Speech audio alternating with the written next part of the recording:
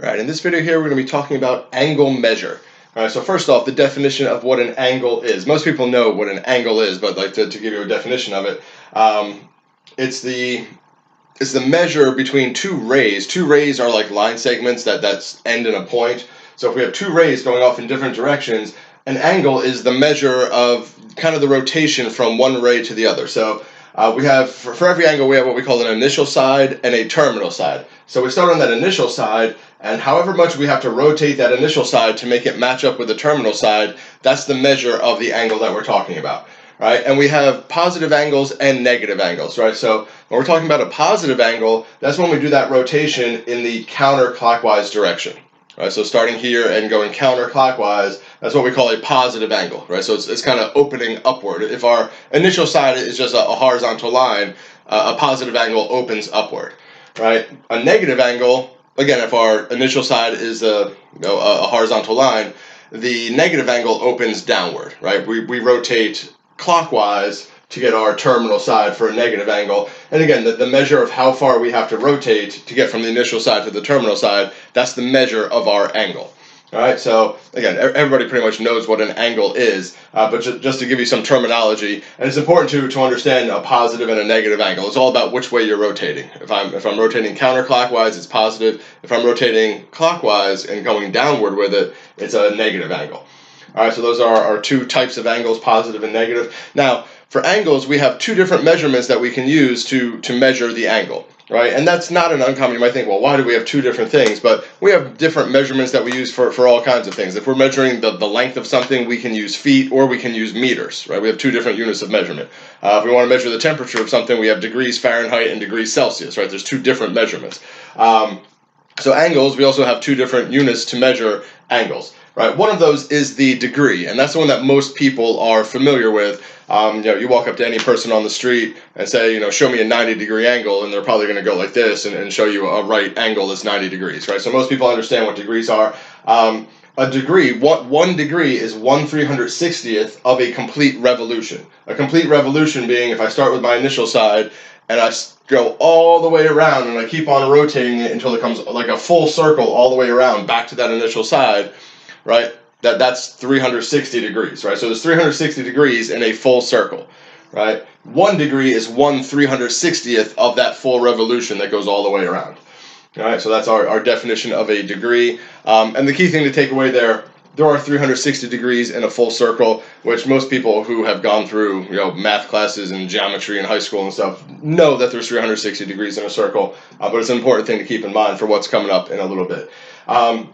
So that's the degree measure of an angle. The other measure we have or the other units we use to measure an angle is radians, right? So the definition of a radian is a little bit more complicated, but if you've watched the videos that I did on the unit circle and measuring the t values that measure the distance around the circumference of the unit circle, the definition of the radian of measurement of an angle is closely related to that, right? So for the radian, if we have a circle with a radius of 1, which the unit circle is a circle with a radius of 1, right? So a circle with a radius of 1, we have a central angle, right? Meaning the vertex of that angle, the point where those two rays come together, is in the center of the circle, right? So it's a central angle because that vertex of the angle is at the center of the circle.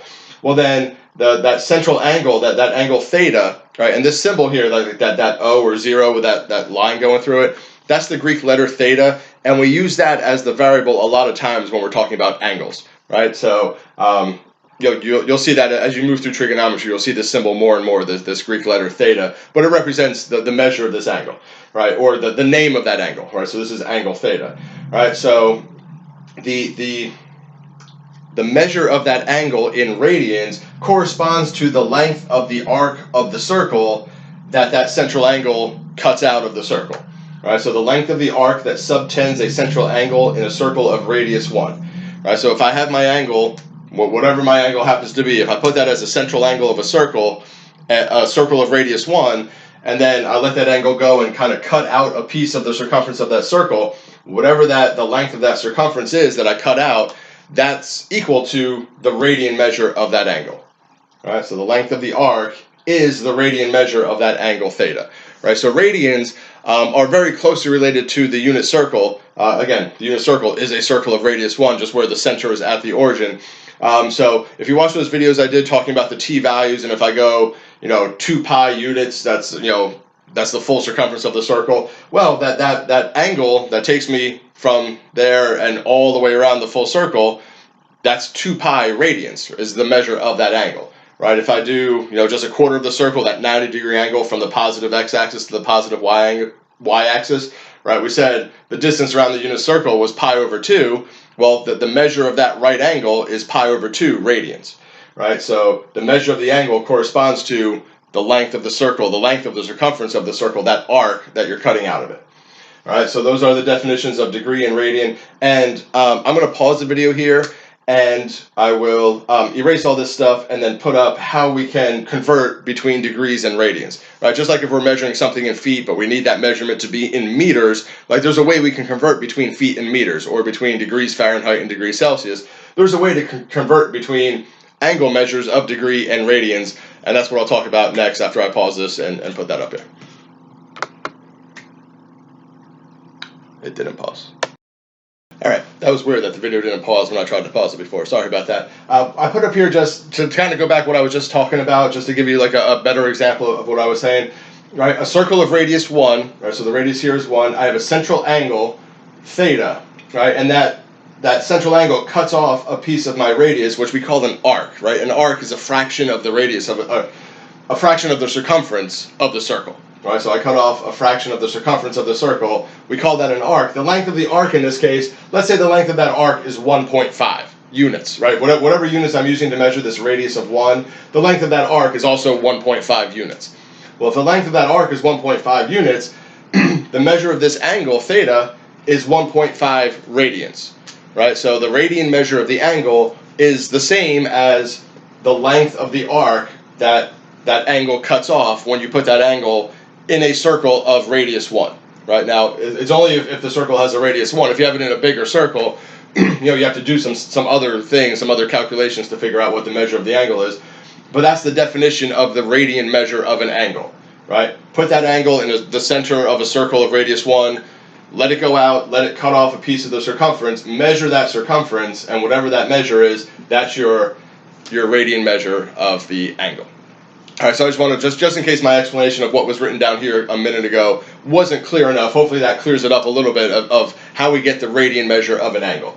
Right, and like I was saying, the radian measure of an angle is directly related to the unit circle. So I put up here just a real quick glance at the unit circle.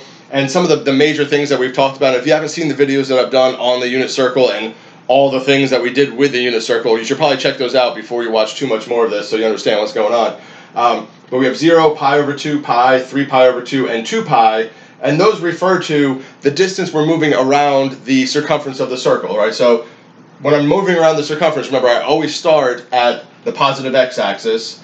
If I go a quarter of the way around the circle, I've gone pi over 2 units, right? If I go a full length around the circle, I've gone 2 pi units, because the circumference of the unit circle is 2 pi, right? Circumference is 2 times pi times r.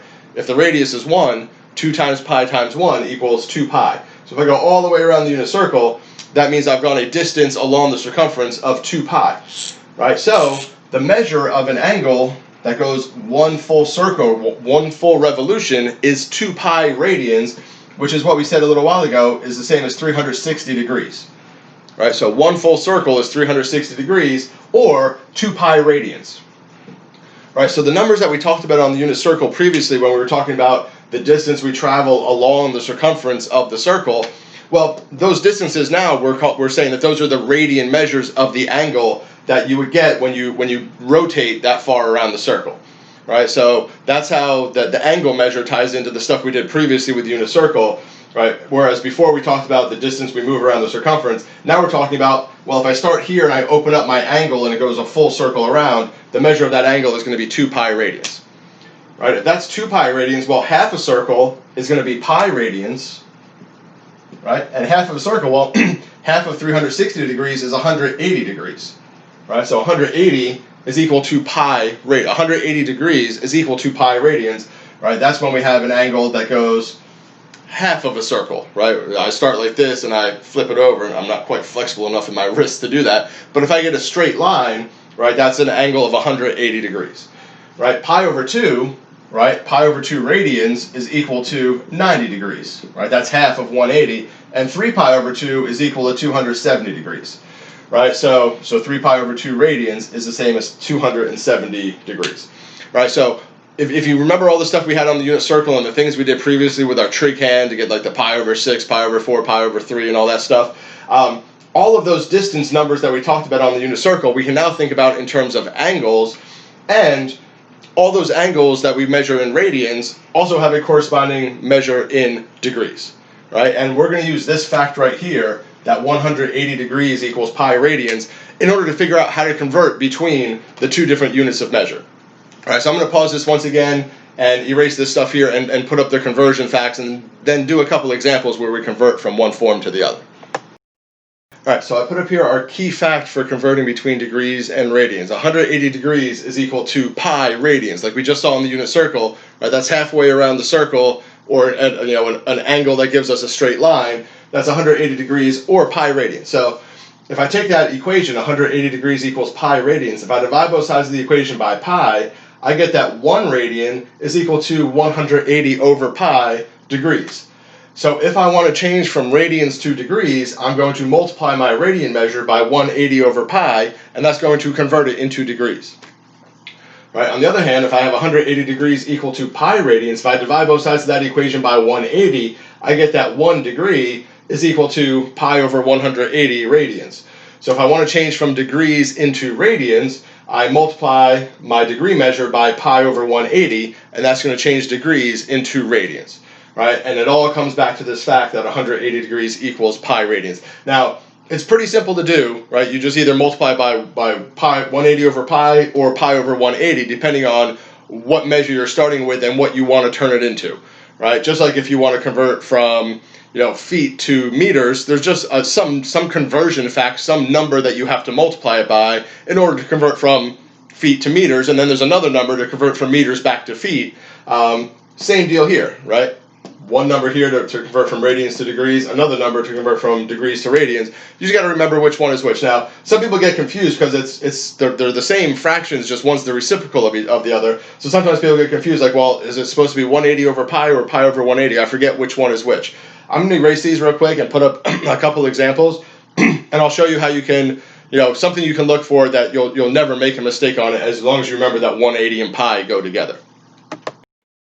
All right, first example we got, we're asked to express 60 degrees in radians. All right, so what I'm going to do, I'm going to start with my 60 degrees. All right, and like I said up here, 180 degrees equals pi radians. As long as you remember that 180 degrees and pi radians measure the same size angle, that those two correspond to each other, I'm multiplying either by 180 over pi or pi over 180, one or the other. To make sure you never get it wrong, whatever unit you're starting with, in this case we're starting with degrees, and I need to turn it into radians, that means I need to cancel out the degree measure. Well, to cancel out the degree measure, I need to have degrees in my denominator, which means I'm going to put the 180 degrees in my denominator and my pi radians in the numerator. Right? If I have degrees to start with, if I have degrees in the denominator, the degree measures cancel each other out, and I'm left with radians. Right? So if you just think about whatever I start with, I need to cancel that out. Whatever has to get canceled has to go in your denominator. Right? If you remember that part, you'll never make a mistake as far as which way the fraction goes. And then if I multiply this, I get 60 pi over 180, and I can simplify 60 over 180. 6 over 18 is the same as 1/3, so that's going to equal pi over 3 radians. And the abbreviation for radians is RAD. We don't write out that whole word every single time. Right? So 60 degrees corresponds to pi over 3 radians. I do that by multiplying by pi over 180 and then simplifying. All right, now for part B, I have pi over 6 radians that I want to express as degrees. While I have radians here, I need to cancel out the radians, which means when I multiply it, I have to put that pi radians in the denominator and the 180 degrees on the top. Right? This is pi over 6 radians. The radians cancel out. The pi's actually cancel out. I get 180 degrees over 6, and 180 divided by 6 is going to be 30 degrees. All right, so the angle of pi over 6 radians corresponds to 30 degrees. right? So that's how you convert between degrees and radians. Pi over 180, 180 over pi, whichever one you have to cancel, put in the denominator.